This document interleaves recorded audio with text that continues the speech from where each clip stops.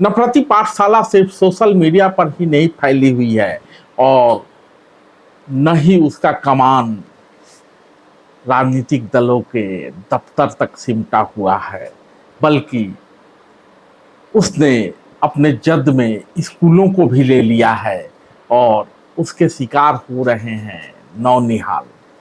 जो समाज यह बोला करता था हिंदू मुस्लिम सिख ईसाई आपस में हैं भाई भाई, या फिर मजहब नहीं सिखाता आपस में बैर रखना, लेकिन इस मजहबी और धार्मिक पाठशाला ने अपना दायरा बढ़ा लिया है। हम लोग जब छोटे थे तो ये पता भी नहीं चलता था कि चमड़ा मार साहब ने भूगोल पढ़ाया या त्रिवेदी जी ने अंग्रेजी या फखरुद्दीन साहब ने विज्ञान की कक्षा ली या फलाने सिंह साहब ने सोशल साइंस पढ़ाई, क्योंकि हर शिक्षक के लिए हर बच्चा जरूरी होता है, एक समान होता है।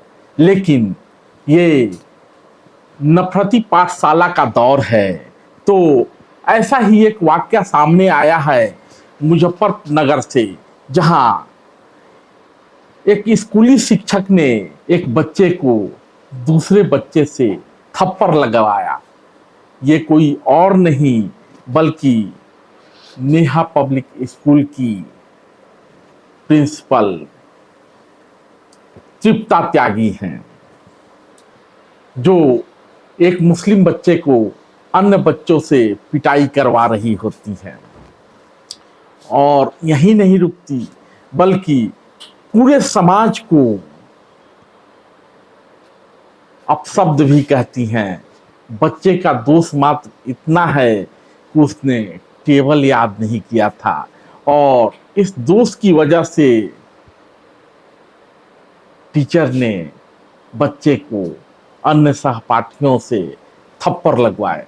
यहाँ तक बात सीमित रहती तो समझा जा सकता था, लेकिन हैवानियत की हद तो यह है कि शिक्षिका बच्चों से यह कहती हुई नजर आ रही हैं कि क्या तुम मार रहे हो, जोर से मारो ना, चलो और किसका नंबर है, अब की बार कमर पर मारो, चलो मुंह पर मारो, मुंह लाल हो रहा है, कमर पे मारो सारे। और इस बीच बच्चा रोता बिलखता रहता है, लेकिन शिक्षिका को बच्चे पे दया नहीं आती बल्कि हैवानियत पे गर्व होता है, अट्ठास करती नजर आती हैं।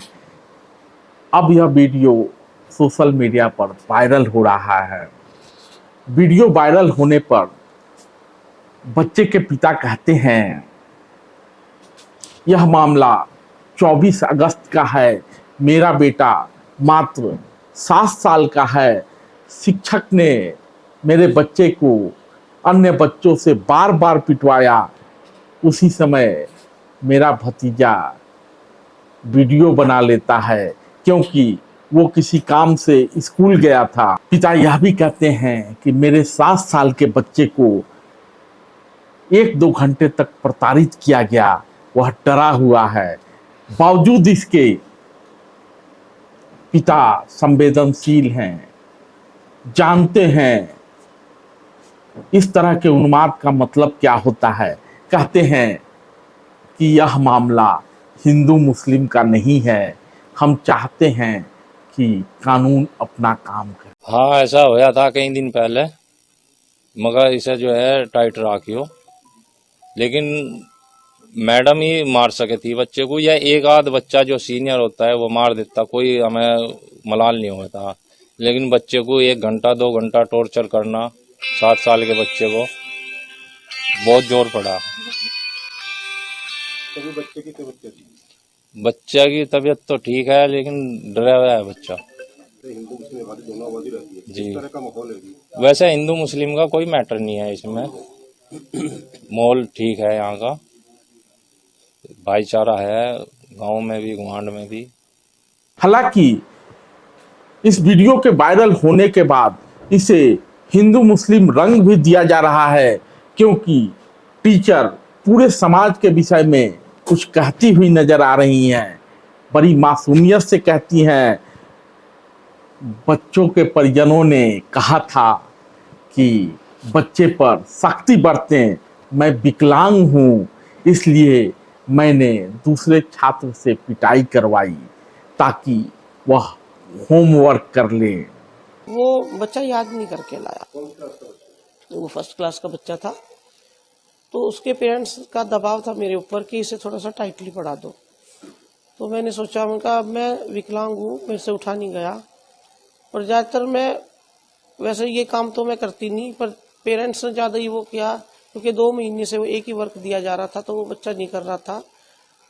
तो मैंने जो है उसे 2-4 बच्चों से उसको कहा कि 2-4 बच्चे से लगा दो तो ये काम करने लगेगा। लेकिन इस बात का कोई जवाब नहीं सूझता उन्हें, जब वो वीडियो में ये कहती हुई नजर आ रही हैं कि मैंने तो डिक्लेयर कर दिया है, जितने भी मोहम्मदन बच्चे हैं इनको मार खिलाऊं।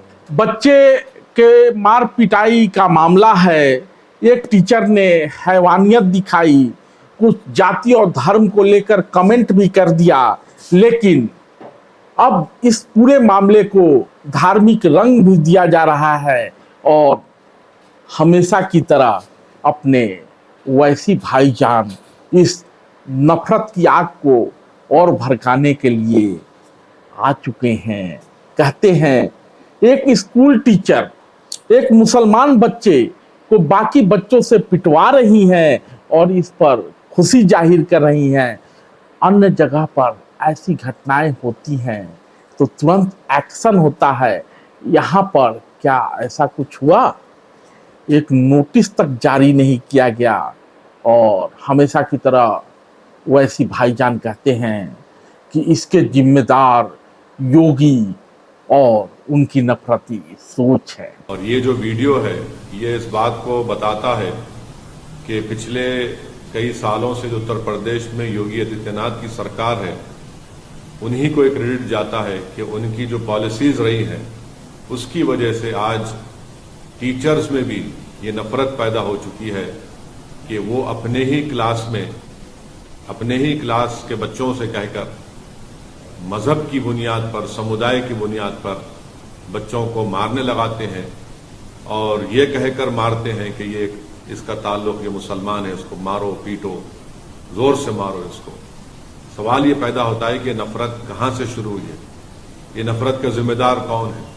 जैसा कि मैंने कहा, इस नफरत का जिम्मेदार भारतीय जनता पार्टी है।